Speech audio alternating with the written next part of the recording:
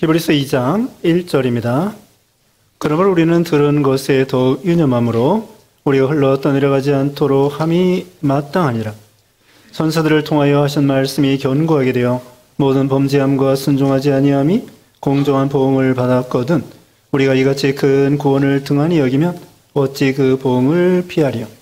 이 구원은 처음에 주로 말씀하신 바요 들은 자들이 우리에게 확증한 바니 하나님도 표적들과 기사들과 여러 가지 능력과 및 자기의 뜻을 따라 성령이 나누신 것으로서 그들과 함께 증언하셨느니라. 아멘. 오늘 본문은 히브리서 2장 1절로 4절, 제목은 우리가 받은 큰 구원. 거기 3절 말씀에 우리가 이같이 큰 구원을 등한히 여기면 어찌 그 보응을 피하리요. 그래서 우리가 받은 구원은 큰 구원이라고 말하고 있습니다. 왜 큰 구원이냐? 우리 하나님의 아들 예수 그리스도께서 우리를 위해서 희생하면서 베풀어 주신 구원이기 때문에, 또 믿기만 하면 누구든지 구원받을 수 있는 그런 능력의 우리 복음이기 때문에 우리 예수님이 주신 구원은 큰 구원이라고 말하고 있습니다. 세상에서 구원이라고 하면은 요즘에 산불이 나서 그 불 가운데에서 건짐받으면은 그게 세상에서는 구원이 되겠습니다. 그런데 우리의 신앙 안에서의 구원이라고 하는 것은 죄와 사망에서 건짐받는 것이 바로 구원입니다. 그런데 이 죄와 사망에서 구원받을 수 있는 방법은 인간의 노력이나 행위로 구원받을 수가 없습니다. 그래서 여기 베드로전서 1장 18절 19절에는 너희가 구원받은 것이 은이나 금이나 없어질 보배로 구원받은 것이 아니고 점도 없고 흠도 없는 예수 그리스도의 보배로운 피로 구원받았다, 이렇게 말씀을 하고 있습니다. 그러니까 우리가 구원받는 길은 행위나 노력이나 또는 가문이나 혈통이나 또는 지식이나 세상의 무슨 권세나 이런 것으로 구원받을 수 있는 것이 아니고 우리 예수 그리스도를 믿음으로 구원받는다는 것입니다. 그러면은 여기서 이제 이 히브리서 여기 이제 강조하는 것은 우리에게 이렇게 큰 구원을 주셨으므로 이 구원을 등한히 여기지 말고 이 구원을 소중하게 생각하라, 이 말씀이 오늘 본문의 중요한 것이 되겠습니다. 지금 이 성경은 히브리서죠. 히브리서는 유대인들에게 주시는 하나님의 말씀입니다. 다른 말로 말하면은 그 구약시대부터 유대인들이, 이스라엘 백성들이 하나님을 섬겼는데 그 메시아 되시는 예수님을 그 당시에 믿는 사람도 있고 안 믿는 사람도 있는 거예요. 그러니까 조상 때부터 메시아를 하나님이 오실 것을 약속해 주었는데 이제 드디어 그 메시아 되시는 예수님이 오셨습니다. 오셨는데 어떤 사람은 메시아로 믿고 어떤 사람은 메시아로 믿지 않고 아직도 메시아가 올 줄 기다리는 거예요. 그런데 다행히 그들이 이제 예수님을 믿었어요. 안 믿는 사람도 있고 믿는 사람도 있다고 했죠. 유대인들 중에 믿는 사람도 많이 생겼습니다. 아니, 예수님의 12제자, 물론 가룟 유다는 안 되지만 11제자, 바울까지 12제자, 70제자, 120제자, 그 외에도 수천 명, 수만 명이 예수님을 믿게 되었어요. 근데 이 초대교회 때 그들이 예수님을 이제 유대인들이, 히브리인들이 그 메시아 되시는 예수님을 영접했다가 그 다음에 여러 가지 환난과 시험과 어려움이 있으니까 이 신앙을 버리고 옛날로 돌아가려고 하는 그런 사람들이 생긴 거예요. 참 안타까운 일이죠. 그래서 조상적부터 약속했던 메시아가 드디어 왔다, 믿었는데 아니 자기 주위 사람들이 옛날처럼 믿지 아니하고 핍박하고 그러니까 다시 신앙을 잘 가지고 있다가 다시 옛날로 돌아가려고 하는 그런 사람들이 있었다는 거야. 요즘에도요, 이슬람 사람들 중에서 이제 이 복음 예수님을 믿고 이 신앙으로 이슬람 사람들이 예수 믿기가 엄청나게 어렵다는 거예요. 그래서 그들이 이제 이 예수님을 믿고 신앙생활 하다가 또 이슬람 사람들이 주위에서 엄청나게 핍박하고 그러니까 다시 이슬람으로 돌아가는 격이 되는 거예요. 그것이 바로 배도고 배신이라는 것을 여기 성경에 가르쳐 주는 거죠. 그래서 1절 말씀에 그러므로 우리는 들은 것에 더욱 유념함으로 우리가 흘러 떠내려가지 않도록 함이 마땅하니라. 여기 그러므로 우리가 들은 것이 무엇일까요? 그건 바로 1장에 나오는데 1장에는 예수님에 대해서 단도직입적으로 설명을 하는 거예요. 예수님에 대해서. 자, 유대인들은 조상적부터 어떤 생각을 했느냐면요. 천사가 위대하다고 생각했어요. 천사가 월등하고 대단하다고 생각했어요. 왜 그런가 하면은 구약시대 때로는 하나님께서 직접 음성이나 환상으로 나타나기도 했는데 어떤 때는 천사를 빌려가지고 천사의 모양으로 하나님이 나타나기도 한 거예요. 창세기 32장에 보면은 야곱과 천사가 씨름했는데 나중에 보니까 하나님이라는 거예요. 그래서 이 유대인들은 뭐라고 생각했냐면은 야, 천사가 대단하다. 그렇게 생각했어요. 그런데 이 1장에 보면은요, 천사는 대단한 건 대단하지만 그 심부름꾼에 지나지 않는다. 천사, 말 그대로 천사니까 이건 심부름꾼이에요. 하나님의 사신이라는 거거든. 그런데 우리 예수님은 누구냐? 하나님의 아들이라는 거예요. 천사는 심부름꾼인데 우리 예수님은 하나님의 아들이다. 이걸 1장에서 강조하는 거예요. 그리고 또 유대인들이 뭐라고 생각하냐면요. 야, 모세가 대단하다. 모세가 위대하다. 물론 모세가 위대하죠. 그래서 모세를 막 섬기려고 하는 거예요. 그런데 우리 여기 오늘 본문 아니고 여기 3장 보면은요. 모세가 대단하긴 하지만 모세는 그 집의 사원에 불과한데 우리 예수님은 그 집의 하나님의 아들이다. 그 집을 지은 분이다. 모세가 위대하지만 우리 예수님은 모세보다 위대하신 하나님의 아들이다. 주인이다. 모세는 사원이다. 다시 말하면 유대인들이 천사가 대단하다? 모세가 대단하다? 아니야. 천사보다도 모세보다도 우리 예수님이 월등하게 우월하시고 위대하신 하나님의 아들이다. 이걸 강조하는 거예요. 그러므로 여기 보면은 그러므로 우리는 들은 것에 대하여, 들은 것은 구체적으로 말하면 복음입니다. 예수님에 대한 거니까요. 복음, 진리, 성경 말씀이에요. 들었습니다. 자, 뭐에 대해 들었어요? 복음. 복음이 예수님이에요. 진리, 예수님이셔요. 성경 말씀, 예수님에 대한 거예요. 다 예수님에 대한 거야. 예수님에 대하여 복음이고, 예수님이 진리고, 예수님이 성경 말씀이 예수님에 대한 거고, 그러므로 우리가 들은 것, 복음, 진리, 성경 말씀, 예수님, 그 들은 것을 유념함으로 흘러 떠내려가지 않도록. 유념이라는 것은 여기 주보에도 나와 있습니다만 마음에 딱 새겨가지고 붙들어매서 신비에 새겨서 흘러 떠내려가지 않도록. 흘러 떠내려간다는 것은 마치 배를요, 닻을 내려가지고 배를 세워놨는데 자고 일어나니까 배가 또 내려갔어.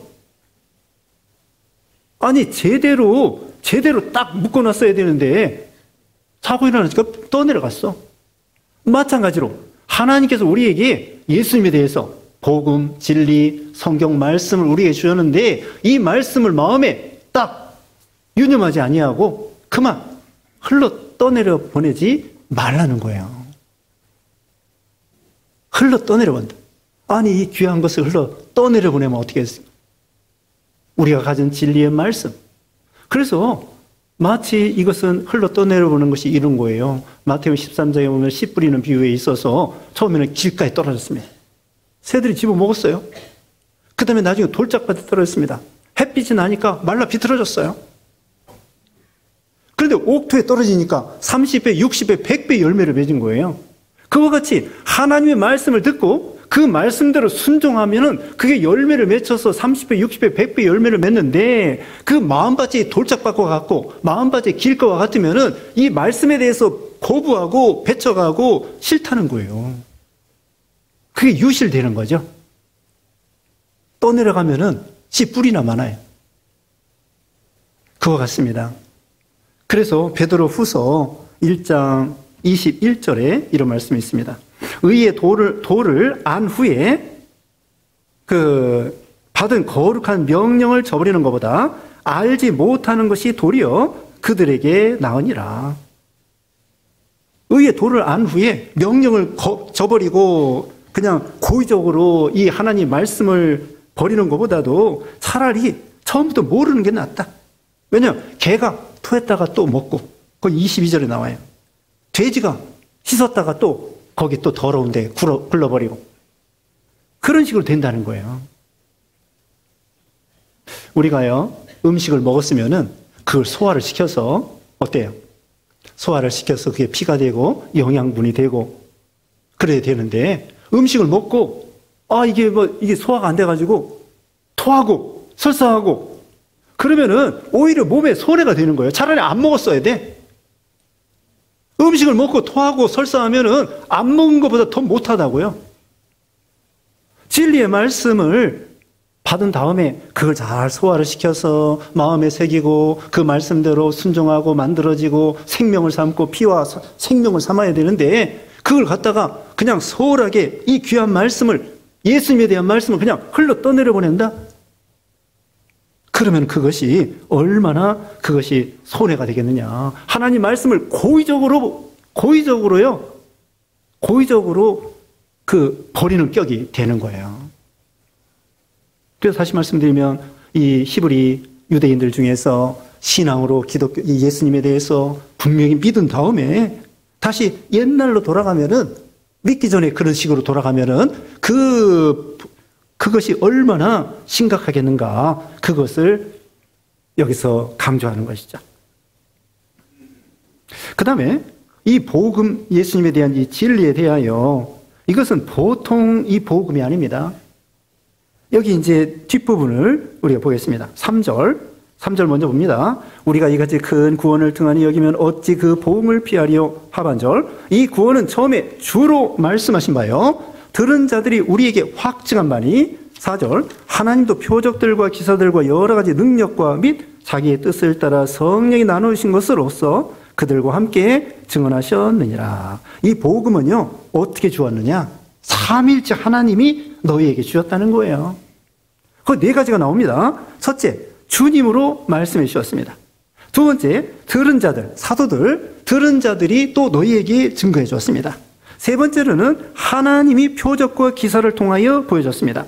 그 다음에 네 번째로는 성령님을 통하여 보여주셨습니다. 자, 성부, 성자, 성령, 그리고 사도들, 이들을 통하여 이 복음을 전달해 줬다는 거예요. 얼마나 이것이 소중한 것입니까? 성부, 성자, 성령, 삼위일체 하나님이 첫째로 우리 예수님에 대해서, 예수님이 주신 것, 이 구원은 처음에 주로 말씀하신 바요. 우리 예수님이요, 구약시대에 오시기로 한 대로 직접 오신 거예요. 하나님의 아들이 직접 오셔서, 예수님이 오셔서 어떻게 하셨습니까? 병 고쳐줘, 죽은 자를 살려줘, 말씀을 전해줘. 말씀 보세요. 예수님이 직접 말씀해 주신 거예요. 여러분, 계시가, 특별 계시가 있고 자연 계시가 있다고 그랬죠. 자연 계시는 이 세상 만물이에요. 태양과 달과 별과 산천 초목, 이게 자연 계시고 역사가 자연 계시인데, 이 특별 계시는 꿈이나 환상이나 이제 성경 말씀이 특별 계시인데, 특별 계시 중에 최고로 확실한 특별 계시가 뭐냐면요, 예수님이셔요.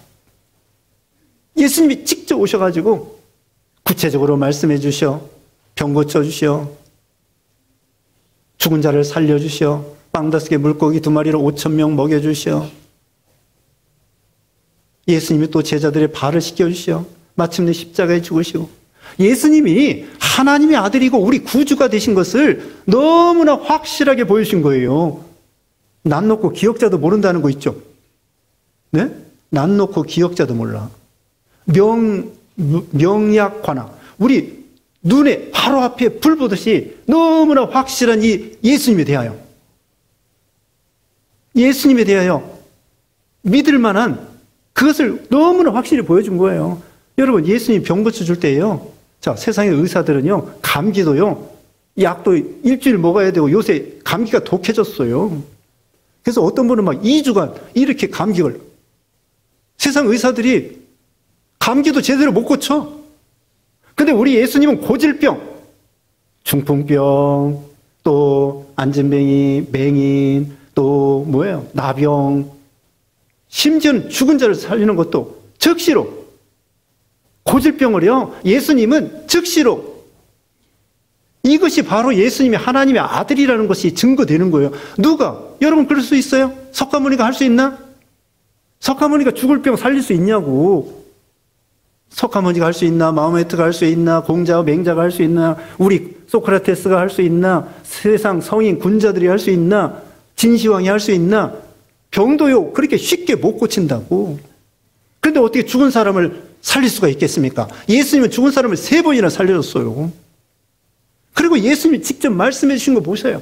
5장, 마태복음 5장, 6장, 7장 산상보훈이 있는데 대단한 말씀이에요. 심령이 가난한 자는 복이 있다. 대단한 말씀이야.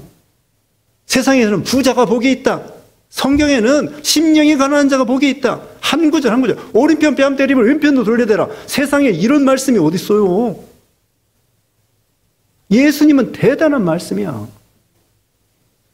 너무나 우리 예수님은 하나님의 아들이 분명해요. 능력과 지혜와 또 그뿐이에요. 얼마나 겸손하셔. 제자들의 발을 씻겨주시고 우리 죄를 씻겨주시고 또 사랑이 얼마나 무한하셔. 다른 사람은 자격 없어. 그런데 우리 예수님은 이와 같이 지금 말씀드린 거 여러 가지 말씀했죠. 직접 오셔서 모분을 보여주시고 사랑을 보여주시고 희생하시고 마침내 십자가에 죽으시고 살아나시고 이 복음이 그렇다는 거예요. 이 구원이 그렇다는 거예요. 두 번째로는 들은 자들이 우리에게 확증한 바니 3절 끝에 나와 있습니다. 예수님의 제자들이요 예수님에 대하여 다 증거해 줬어요. 요한일서 1장 1절에 보면 태초부터 생명의 말씀에 관하여는 우리가 듣고 보고 주목하여 만진 바라. 너무나 확실한 것입니다. 이제 조금 있으면 부활주일인데요. 예수님이 부활하신 거, 예수님이 부활하신 거 수백 명이 봤어요. 그들이 보고 이 성경에다가 예수님은 부활했다 기록해 놓은 거예요. 제자들이 이렇게 예수님에 대하여 보고 듣고 예수님과 3년 동안 살아보고 예수님 창자고 못 자고 만져보고 대화해보고 그러면서 이 성경을 증거한 거예요. 이 구원이 이 복음이 이렇게 대단한 거예요. 너무나 확실한 거죠. 그런데도 안 믿어? 그런데도 안 믿고 그런데도 이 확실한 것을 버리고 도망가? 이렇게 따지는 거죠. 세 번째로는요, 하나님께서 4절입니다. 하나님도 표적과 기사들과 여러 가지 능력, 이 제자들 속에 역사해가지고요, 하나님이 이적을 베풀어 주시는 거예요. 사도행전 3장에 보면은 이 안진뱅이도 베드로와 요한이 일으켜 세우고, 바울도 죽은 자를 살리고, 베드로도 다비다를 죽은 자 가운데 살리고, 중풍병도 고치고, 하나님의 능력과 기사를 제자들을 통하여 나타내 보여주셨습니다. 확실하죠? 그 다음에 네 번째, 성령께서. 네 번째로는 거기 4절 끝에 자기의 뜻을 따라 성령이 나누신 것으로서 그들과 함께 증언하셨느니라. 성령께서 은사를 주시어서 우리에게 믿음 주십니다. 성령께서 우리를 인도하십니다. 보호하십니다. 함께 하십니다. 성경을 가르쳐 주십니다. 깨닫게 해주십니다. 은혜 주십니다. 성령 충만하게 해주십니다. 너무나 이 확실한 거예요.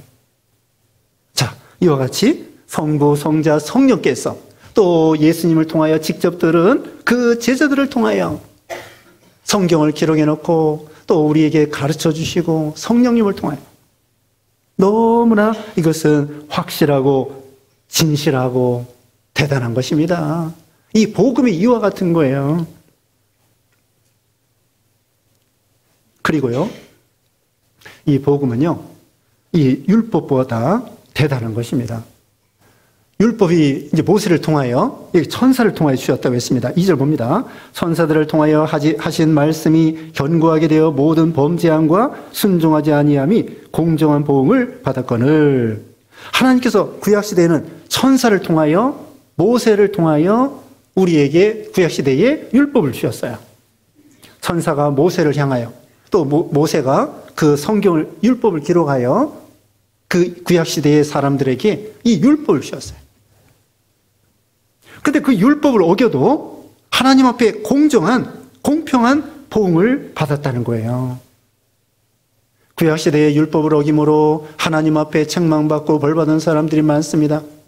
이스라엘 백성들이 애굽에서 나온 다음에 광야 40년 동안 고린도전서 10장에 보면은 간음하고 시험하고 원망하고 우상 섬기다가 광야에서 다 쓰러진 거예요. 이와 같이 하나님의 율법을 어긴 사람들도 하나님 앞에 공정한 보응과 대가와 심판을 받았다는 거예요. 그러면 복음을 어긴 사람, 자, 복음이 이렇게 대단한 거라고 그랬죠? 율법은 그림자예요. 사진이나 마찬가지야. 근데 복음은 실체예요. 예전에 여러분 중에서도 그런 분이 계실지 몰라. 중동에 예전에, 오래전에 중동 붐이 일어났을 때 돈 벌러 거기 갔다고요. 가가지고 돈을 이제 여기다 붙여주고 그랬잖아요. 그때 사진을 보내왔어. 사진을 보냈는데 엄마가 그러는 거야. 야, 이거 네 아빠다. 우리 아빠 고생 많이 하시네. 그런데 그 아빠가 돈을 많이 벌어가지고 사탕도 사가지고 와가지고는 집에 왔다고. 그러면 사진 집어치워야 돼. 아버지가 왔으니까 이제 아버지 품 안에 안기고 대화하고 실체적인 아버지가 오셨다고요. 그와 같이 구약시대는 그림자예요. 예수님이 이렇게 오실 것이다. 소 잡아드리고 양 잡아드리고 이 양의 피, 소의 피, 그것처럼 예수님의 피 흘려주실 것이다. 그대로 예수님 직접 오신 거예요. 그럼 오늘날 소 잡아 양 잡아 제사 지내면 안 되는 거죠. 예수님 직접 오셨어요. 그와 같이 구약시대는 그림자로 하나님을 섬기고 율법을 통하여 하나님을 섬겼는데 이제는 아들 되시는 예수님이 직접 오셨다는 거예요. 그래서 우리 구원이 대단하고 큰 구원이에요. 그리고 구약시대에는 하나님께서 그 율법을 어길 때 하나님이 여기 공정한 보응을 내린다고 그랬잖아요. 신약시대는 어떨까요? 신약시대에도요, 하나님이 진노하셔요. 그런데 신약시대는 아들 되시는 예수님이 구체적으로 십자가에 죽으시고 살아났기 때문에 오래 참아주시는 거예요. 구약의 하나님이나 신약의 하나님이나 똑같은 분이에요. 죄를 싫어하시고 의를 기뻐하시고 구약시대는 막 죽이고 심판하고 저주하고 그런 하나님으로, 심판의 하나님으로 생각하고 신약은 무조건 용서하고 이런 하나님으로. 하나님은 구약이나 신약이나 똑같아. 같은 분이에요. 그런데 다만 이제 신약시대에는 예수님이 직접 오셔서 구속을 완성해 놓았기 때문에 하나님의 마음이 예수님을 통하여 흡족하셔가지고 우리가 죄를 짓는다고 할지라도 집행유예 오래 참아주시는 거예요. 죄가 죄 짓는 것이 잘했다는 것이 아니에요. 신약시대는 하루가 1000년 같고 1000년이 하루와 같이 예수님을 보시고 우리를 하나님이 오래 참아주시는 것이지 죄를 좋다고 용납해 주시는 분이 아니라는 거예요. 구약의 하나님이나 신약의 하나님이나 똑같이 죄는 하나님이 미워하시는 거예요. 이와 같이 구약시대에는 율법을 통하여 천사를 통하여 그 사람들에게 주었는데 신약시대는 예수님, 하나님의 아들 예수님이 직접 오셔가지고 십자가에 구체적으로 피 흘려주시고 부활하시고 우리에게 구속을 완성해 주셨다는 거예요. 그런데 이 구약의 율법을 범한 사람들도 공정한 보응을 받았는데 그러면 신약시대에 이 큰 구원을 저버리면 어떻게 되겠느냐. 그게 오늘 본문의 핵심이고 결론입니다. 3절. 우리가 이같이 큰 구원을 등한히 여기면 어찌 그 보응을 피하겠느냐. 마태복음 10장 28절, 29절, 30절에는 이런 말씀 있습니다. 마태복음 11장 21절, 23절에 고라시나 벳사다야 내가 하늘에까지 높아지겠느냐? 땅에까지 내려오리라. 만약에 내가 너에게 행한 권능을 두루와 시돈에게 베풀었다고 하면은 그들이 회개했으리라. 또 이어서 마태복음 11장 23절에는 가버나움에 대해서 책망하는 거예요. 가버나움이 예수님의 고향이거든요. 두 번째 고향이에요.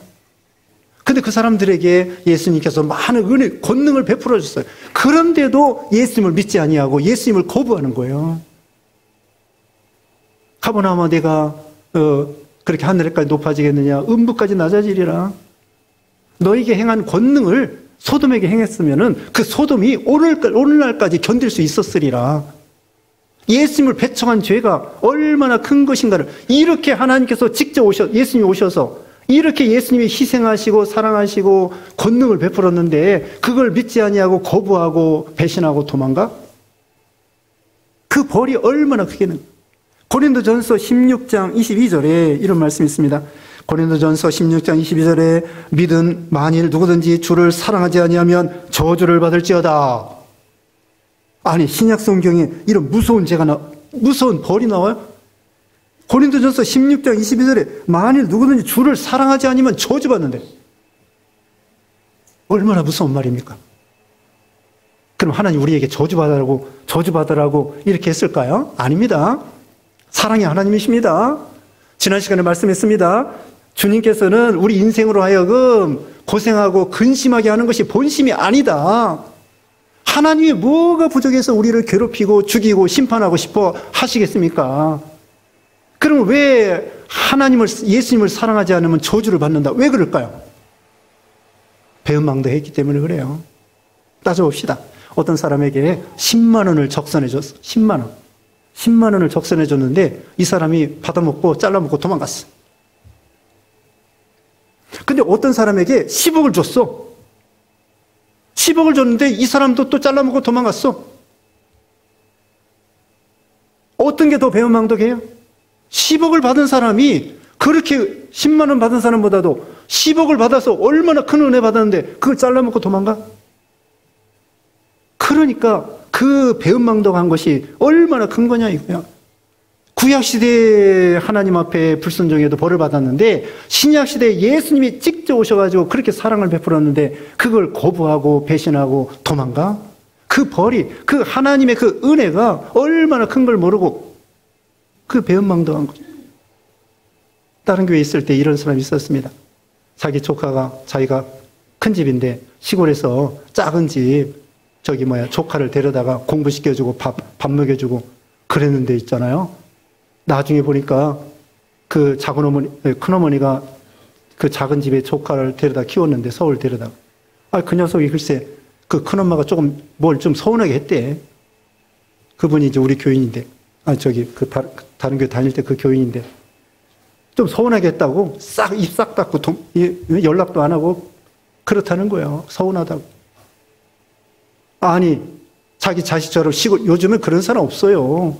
옛날이나 그렇지 작은 집 조카 데려다가 밥 먹여주고 공부시켜주고 그랬는데 큰어머니가 조금 서운하게 했다고 해서 입 싹 닫고 연락도 안 하고 그런 배은망덕한 게 어딨어.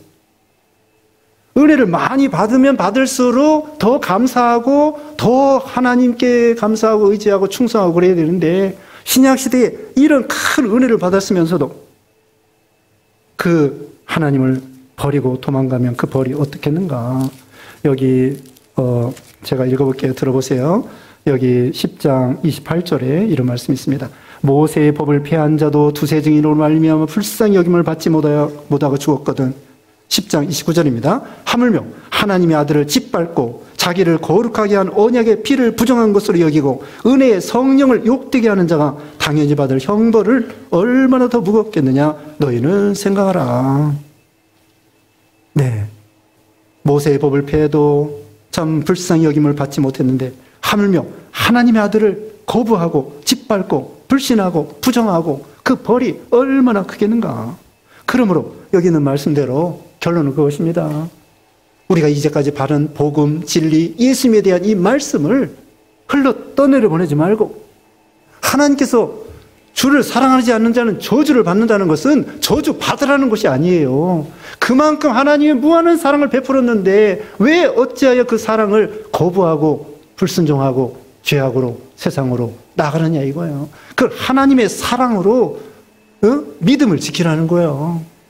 하나님은요 그렇게 좁은 하나님이 아니십니다. 우리가 죄 짓자마자 막 죽이고 심판하고 저주하고 그런 좁은 하나님이 아니셔요. 왜 죄져도 내버려 두느냐? 오래 참아주시는 거예요. 아까 말씀한 것처럼 탕자가 돌아오기를 기다리는 거지. 하나님은 그런 좁은 하나님이 아니에요. 우리가 죄 짓는다고 막 바로 죽이고 저주하고 그게 아니라 하나님은 사랑의 하나님이시고 용서의 하나님이시고 아니 예수님까지 보내셨잖아요. 하나님은 우리를 늘 짝사랑하십니다. 우리는 하나님의 사랑을 너무나 모르는 거예요. 그러므로 우리가 하나님께서 우리에게 저주받으라는 게 아니고 하나님의 은혜가 그렇게 큰데 그것을 갖다가 참 배은망덕하면 그것이 얼마나 벌이 크겠는가. 그러면서 우리는 하나님이 주실 은혜, 복음, 진리, 예수님에 대한 말씀, 이 말씀을 늘 유념하고 흘러 떠내려 보내지 아니하고 신비의 세계에서 말씀대로 순종함으로 하나님을 기쁘게 드리고 복을 받는 여러분 되시기를 주님의 이름으로 축원합니다. 기도하겠습니다. 거룩하신 하나님 감사합니다. 하나님 아버지, 참으로 우리에게 주신 복음이 얼마나 크고 우리에게 받은 구원이 얼마나 큰 구원인 것을 가르쳐 주셨사오니 주님의 사랑과 희생과 은혜를 기억하여 우리가 참으로 말씀 복음을 우리 신비에 새겨서 유념하고 흘러 떠내려 보내지 아니하고 하나님 말씀대로 순종하고 30배, 60배, 100배 열매를 맺어서 하나님을 기쁘게 드리는 그런 삶이 되게 해주셨기를 원하옵고 예수님의 이름으로 기도드리옵나이다. 아멘.